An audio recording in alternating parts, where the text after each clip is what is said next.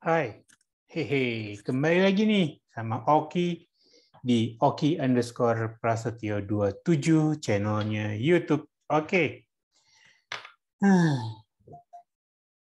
apa sih belum udah ngeluh ya? Ya hari ini gue pengen bicara sedikit soal sepak bola. Seperti biasa bicara soal Manchester United, klub kesayangan gue, klub yang gue support udah lebih dari berapa ya? 30 tahun hampir, mungkin 20 tahun, 30 tahun, 97, 2017, gue umur 18 sampai gue umur 17 sampai gue 37 ya 30. 20 tahun ya, 20 tahun lebih lah, hampir 30 tahun. Oke. Sebentar, kameranya belum enak Oke, sip. Ada dah pakai webcam. Apa harus ganti webcam? Hai, nanti kita lihat. Oke.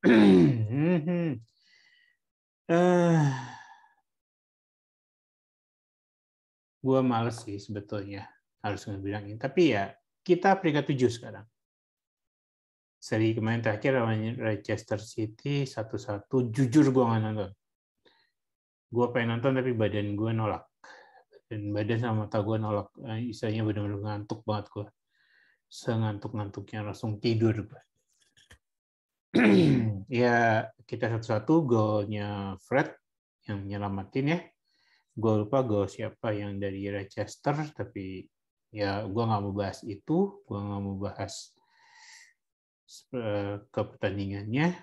Tapi yang jelas formasi kita lumayan agak nyeleneh ya. Bruno di depan guys. Bruno sebagai striker 4-2-3-1, di mana false nine-nya ada Pogba, kalau gue nggak salah ingat, Bruno false 10. False 10 itulah pokoknya posisi Bruno diisi sama Pogba, di kanan kiri ada Elanga sama Sancho seperti biasa. Ya, peringkat 7, 51 poin, 14 menang, 9 kali seri, 7 kali kalah. Hasil yang buruk sebetulnya untuk musim ini. Sangat-sangat buruk karena kita di peringkat 7 di tahun 2013. Zaman Moyes ya, kita peringkat 7. Sekarang kita kembali ke peringkat 7. Itu pun sekarang udah 30 pertandingan. 8 pertandingan lagi sisa. Kita lihatlah ya, kita ada di posisi berapa. Tapi yang jelas, karena ini video gue buat di tanggal 5, dan akan gue publish mungkin sekitar hari Kamis ya. Gitu. Tadi pagi, Arsenal kalah dari Crystal Palace 3-0. Enggak, gue akan bahas pertandingan juga. Nanti akan ada yang dipas untuk membahasnya. Ya, fans sejatinya Arsenal. Ya, Koci akan membahas nanti. Pasti ada videonya nanti sore. Kita nonton aja. Tanggal 5 kan ya, berarti nanti sekitar jam 6 atau setengah 7 beliau akan buat video. Bukan buat, tapi publish video terkait Arsenal. Kita komentarnya apa.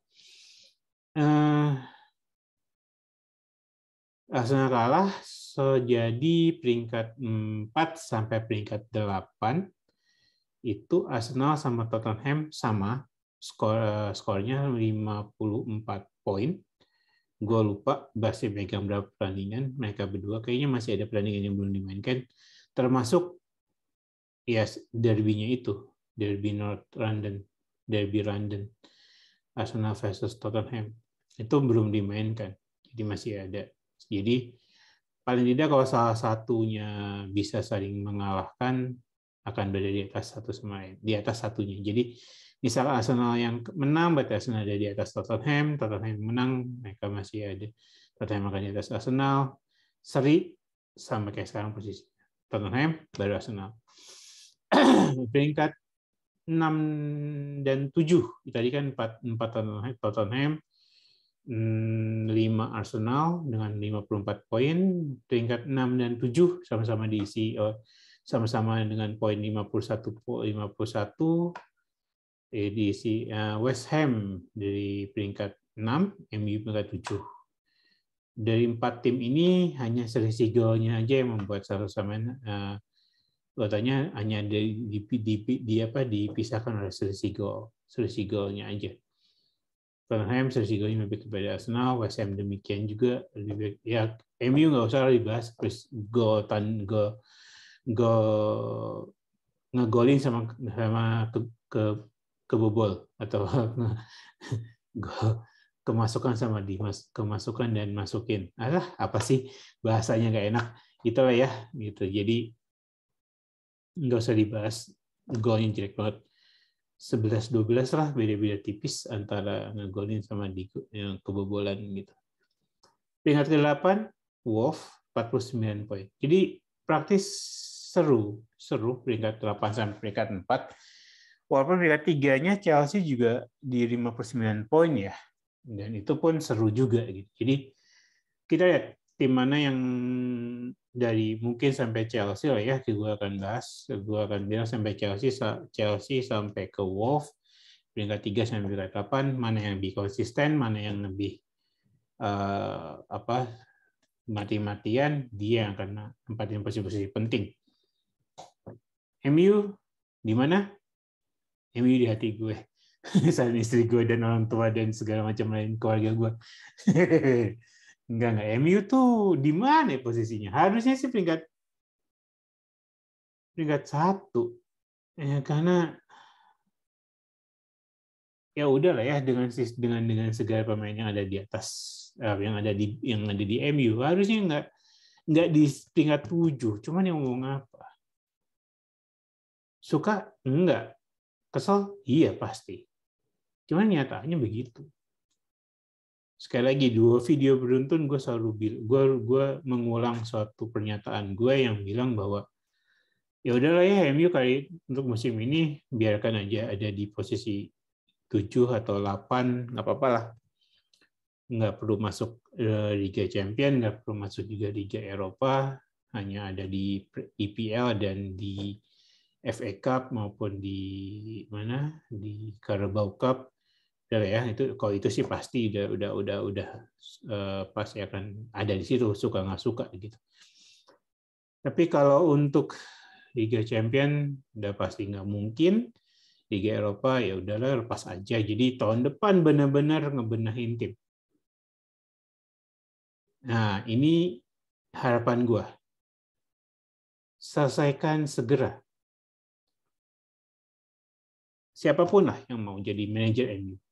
Ten Hag, Poche, Louis Pitt, itu yang mantan pelatihnya Madrid ya, waktu itu nggak salah. Mau Wayne Rooney sekalipun segera selesaikan. Jadi mohon untuk manajemen MU, tolong segera selesaikan. Segera selesaikan pemilihan pelatih, biar ketahuan siapa, sudah tahu siapa, sudah punya skema, dan mungkin nggak sih kalau misalkan gini, tadi kita udah tahu misalkan udah segera diselesaikan ya, pelatihan tunjuk misalkan gue nggak membahas siapa yang akan tunjuk karena ya udah itu manajemen yang akan memilih dan yang tahu kebutuhan tim. Bukan, tapi sekali lagi jangan dibikin komersial juga gitu. Ya. Setelah itu terpilih, mungkin nggak sih kalau Ralf Rangnick langsung dibebas tugaskan dari manajer interim, langsung aja masuk ke posisi konsultan deh gitu, biar Ralf Rangnick sama nanti siapapun manajernya, walaupun belum langsung bisa datang ke MU, tapi minimal udah bisa kontak entah apapun lah ya, di sana gue nggak tahu apakah WA atau SMS atau apa, gue nggak tahu. Tapi bisa saling komunikasi sehingga nyusun draft atau nyusun daftar pemain yang akan dibeli atau yang akan dilepas, yang akan dipinjam atau dipinjamkan. bisa kesusun gitu. Jadi kalaupun kita harus eksodus besar-besaran, ya sudah nggak apa-apa. Tapi kita tahu gitu bahwa nanti bulan Mei, setelah tanggal 22 Mei, setelah liga ini berakhir dan ketahuan siapapun yang jadi juaranya. Kalau gue sekarang gue pakai baju biru nih ya, baju biru langit. Bukan berarti gue mensupport Man City jadi juara, tapi yang tidak, kalau City jadi juara, kita masih selisih satu gelar sama Liverpool. Kita masih di atas. Liverpool kan masih 19 ya, gitu. Kita udah 20 gitu kan. Jadi ya karena poin mereka berdua tinggal selisih 1 poin gitu. City 73, Liverpool 72 gitu. Jadi selesai tanggal 22 Mei, Ralf Rangnick sama manajer itu bisa saling sinergi untuk mulai menyusun strategi bagaimana mendatangkan pemain-pemain yang sekiranya dibutuhkan oleh MU. Kalau kita ngaca dari pertandingan terakhir lawan Leicester, jelas MU butuh striker. Jelas MU butuh pemain depan. Menurut gua, karena ya bayangin dong Bruno Fernandes tahu di depan, cuy. Bukan Elanga di depan. Atau kenapa nggak pakai 4-4-2 sehingga Elanga sama Sancho depan, Bruno sama Pogba lebih melebar di tengah, atau Fred sama McTominay. Tapi kan ini enggak gitu. Tetap Bruno di depan sendiri. Disupport oleh 3, Sancho, Pogba, Elanga. Berarti kita butuh pemain depan, pemain striker yang bisa menyelesaikan peluang gitu, bisa meng-kill the game gitu kan. Nah, jadi kalau Rangnick sama manajer siapapun nanti udah bisa mulai tahu bagaimana strategi segala macam, gua pikir nanti kita akan lebih cepat untuk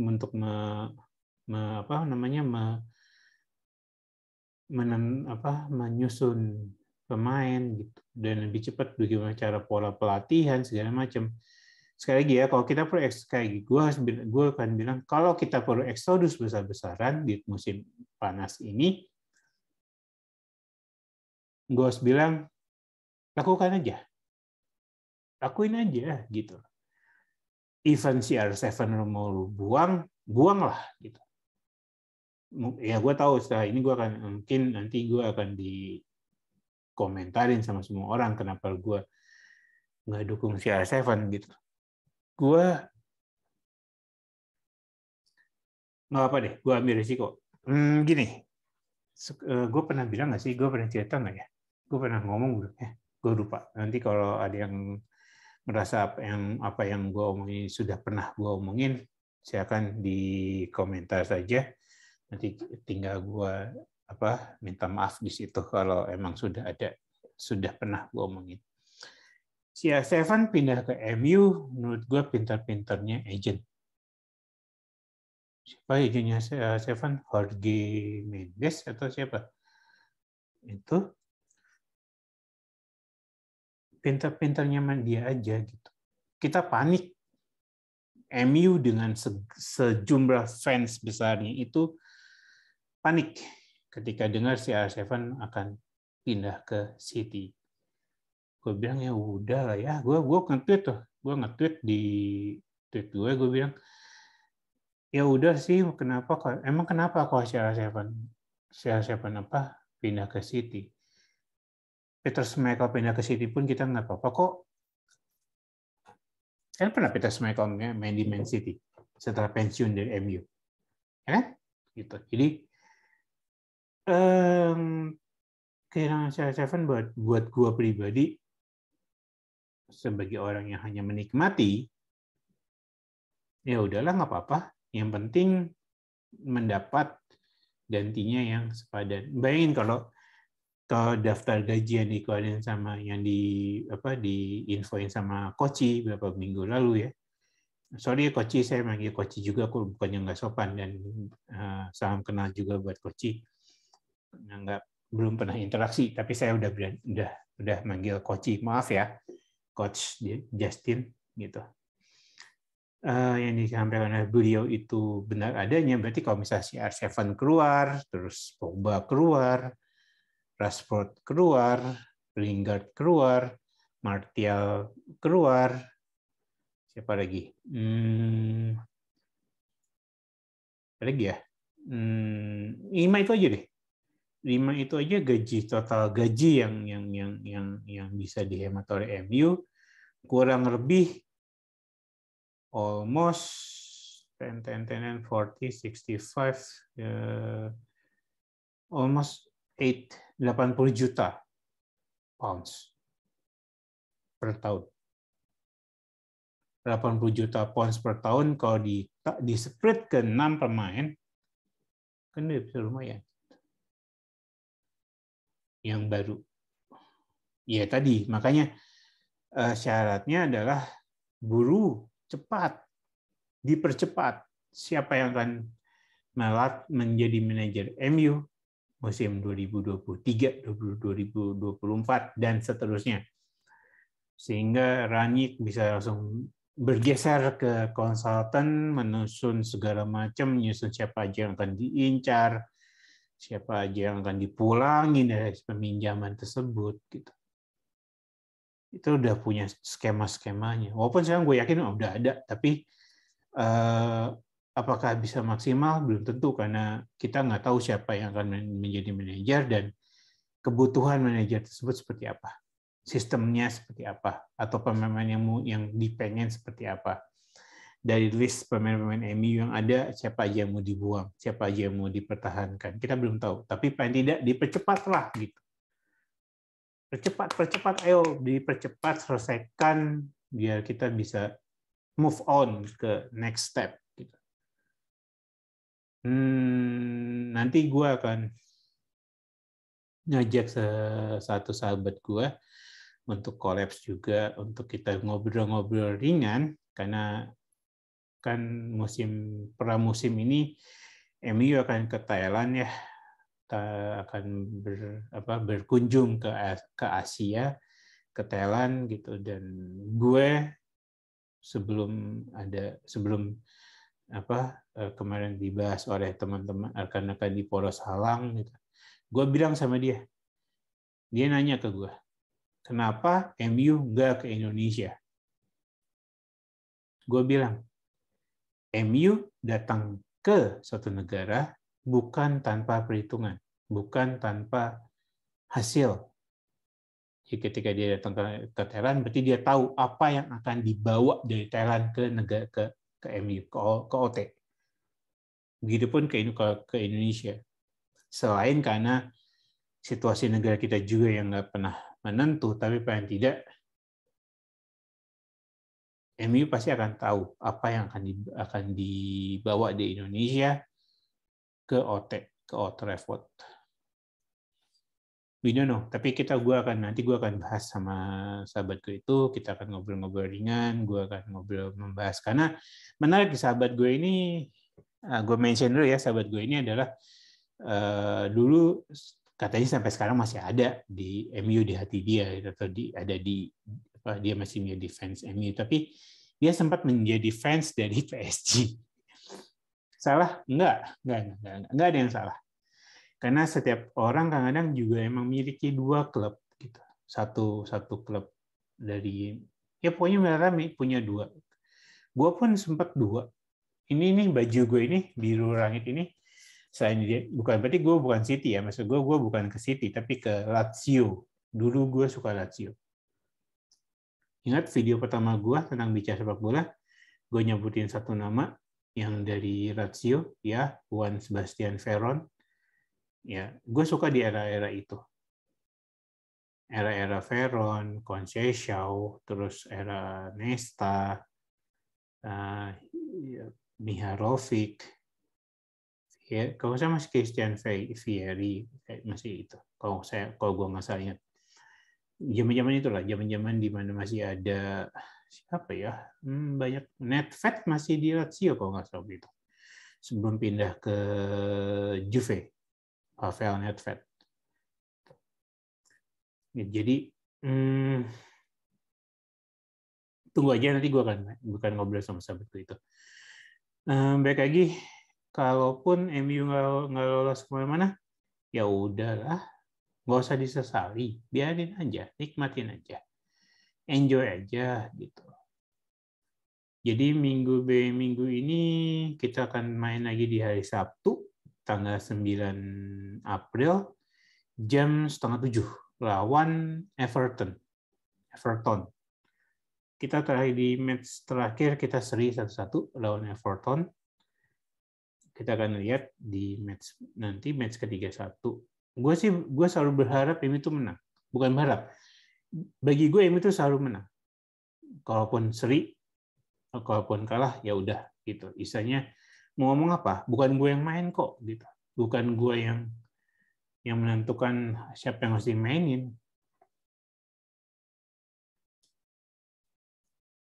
Dan juga pasti kalau siapa yang diturunin, kayak kemarin kenapa Bruno sampai di depan, kan emang Ronaldo lagi nggak bisa main, Cavani nggak bisa main, Rashford ya kita semua tahu ya, kita cuma punya itu kan, ini siapa kita?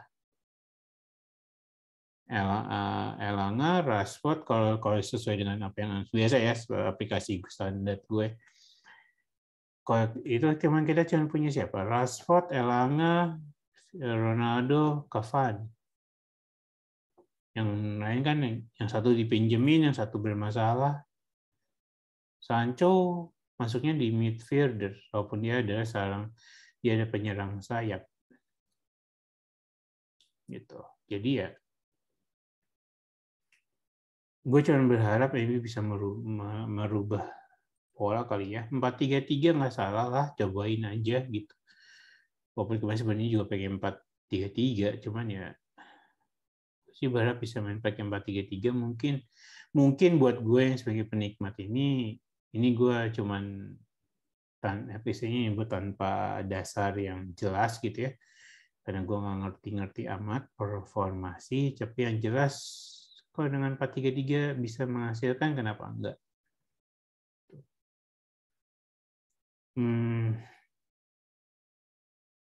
Sebenarnya back kita kemarin juga udah hampir solid, walaupun katanya masih ada bolong sana sini, ya sudah kan. Tapi ya mudah-mudahan kapten kita makin perform, makin menunjukkan, dan ya MU juga semakin baik. But overall 8 pertandingan tersisa dengan maksimal poin ada 24. Ambil berapa ya? 18 kali? 18 poin. Cukup kali ya? Berarti 2 kali kalah, 6 kali menang. Bisa nggak? 20, 60, 60, 69 poin. Cukup lah. Walaupun gue nggak minta kalah sih harusnya, tapi realistis aja lah, 15 poin pun udah bagus. Itu jadi ya, kita itu aja lah pertandingan terakhir, nikmatin aja. Sekali lagi gue nggak capek-capek, gue nggak akan pernah lelah mengatakan, Oki Prasetyo ngajak semua fans MU untuk nonton MU, nikmati saja, ya nggak usah pakai emosi, nggak usah pakai apapun, udah nggak usah ini nge-tweet ala apa aja boleh, tapi nggak usah terlalu yang wah gimana, udah nikmatin aja, toh ya puji Tuhan ya, buat sahabat-sahabat yang berpuasa, selamat berpuasa gitu kan.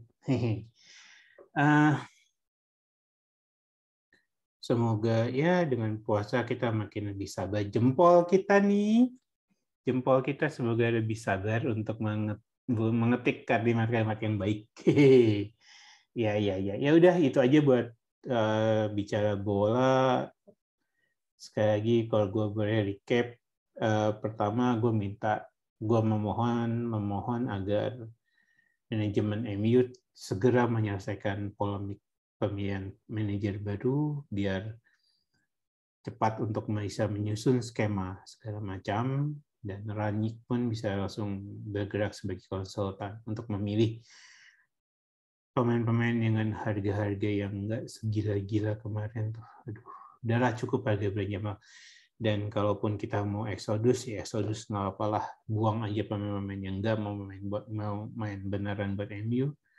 datangin pemain-pemain baru, balikin pemain-pemain pinjaman yang berkualitas, yang menjadi bisa sebagai saingan atau sebagai pesaing di setiap posisi, balikin aja, nikmatin aja.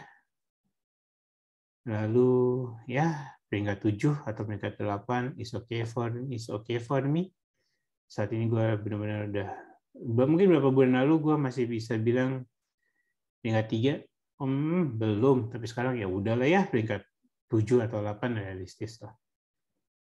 Gue mungkin pernah bilang itu di satu kesempatan, gue bertanya kepada satu rekan di Poros Halang, Bro Patrick. Gue minta maaf waktu itu karena gue merasa so yakin bahwa MU bisa bersaing dengan Chelsea di peringkat 3. Ternyata sekarang kita donganya terlalu jauh ya, donganya terlalu ke atas kalau kita harus ke peringkat 3. Ya udah, sejajar aja dulu, yang penting kita tetap positif.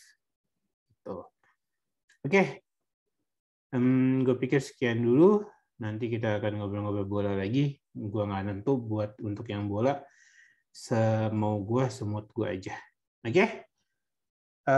Dari kota kecil di daerah Sawangan, saya Oki. Mohon pamit. Selamat pagi, siang, sore, dan malam, sahabat-sahabat. And Oki out.